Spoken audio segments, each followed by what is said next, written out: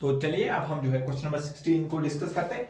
बहुत अच्छा सवाल है, फिर से थोड़ा फंडामेंटल जो है वो आपके चेक करना चाह रहा है। क्या कह रहा है? C vector cross A vector cross B vector, A B C आपस में क्या है? म्यूचुअली परपेंडिकुलर वेक्टर है। इस तरीके से ये तीनों आपस में क्या है? परपेंडिकुलर वेक्टर्स है। तीनों आपस में क्या है? परपेंडिकुलर वेक्टर है। ठीक है सर, उसका मतलब होता है म्यूचुअली परपेंडिकुलर वेक्टर।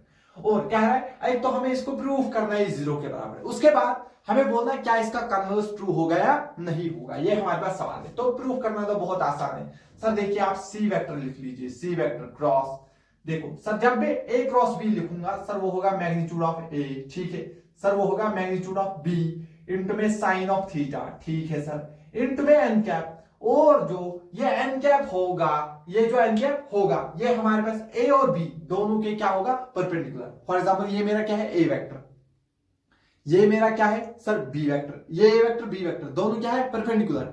सर जब मैं ए क्रॉस बी लूंगा तो इनका रिजल्टेंट किधर आएगा? इधर की तरफ। रिजल्टेंट इधर की तरफ आएगा, ए के भी परपेंडिकुलर बी के भी परपेंडिकुलर, तो ये इनका रिजल्टेंट आ गया। और सी वेक्टर ऑलरेडी इन दोनों के परपेंडिकुलर है, दैट मींस ए वेक्टर और बी वेक्टर, ए वेक्टर और बी वेक्टर का जो रिजल्टेंट ये एन कैप है वो ए और बी के क्या होगा? परपेंडिकुलर है। और सी वेक्टर भी क्या है? ए और बी के परपेंडिकुलर है, क्योंकि तीनों आपस में क्या है? म्यूचुअली परपेंडिकुलर है। दैट मींस फिर हम क्या बोल सकते हैं, जो हमारे पास जो ये सी वेक्टर है, आप ऐसे समझो ये A vector B vector C vector, ठीक है। ए क्रॉस बी जब मैंने किया जो रिजल्टेंट आया वो भी आया ना इस तरफ, दैट मींस अब सी और ये रिजल्टेंट वेक्टर आपस में क्या आ गए? सी और रिजल्टेंट वेक्टर आपस में क्या आ गए सर? ये आपस में पैरेलल वेक्टर आ गए। क्या आ गए सर? पैरेलल वेक्टर आ गए। दैट मीन जब ये पैरेलल वेक्टर आएंगे दैट मीन इनका क्रॉस प्रोडक्ट क्या होगा? जीरो होगा। अब कुछ सवाल कुछ बच्चों का डाउट होगा, सर आपने ऐसे रखा, सर ऐसा भी तो हो सकता है ए अगर ये होगा तो मान लीजिए ए होगा, अगर मैं इसको ए मानूंगा तो सर अगर मैं ए क्रॉस बी ऐसे करूंगा तो रिजल्टेंट ऐसे आएगा, ठीक है मैं मानता हूं। अब ये सी वेक्टर किधर? ऊपर, रिजल्टेंट किधर? नीचे। ये आपस में कितना एंगल बनाएंगे? 180। फिर भी साइन 180 भी क्या होता है बेटा? वो भी जीरो होता है। साइन जीरो हो या साइन 180, चाहे दो वेक्टर आपस में पैरेलल हो या एंटी पैरेलल हो, उनका क्रॉस प्रोडक्ट क्या आएगा बेटा? जीरो आ जाएगा। उनका क्रॉस प्रोडक्ट क्या आ जाएगा?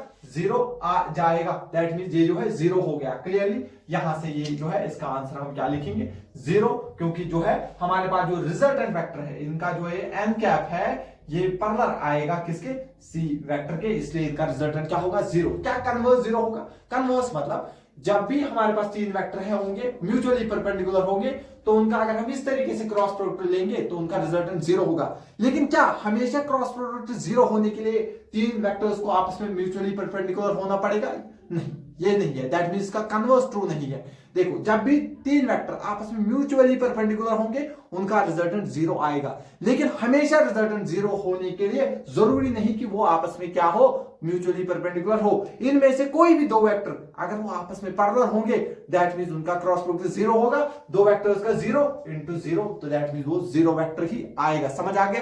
दैट मींस कन्वर्स इसका ट्रू नहीं है, लेकिन ये चीज जो है ये हमने प्रूव कर लिया है। ठीक है, तो मिलते हैं क्वेश्चन नंबर 17 में।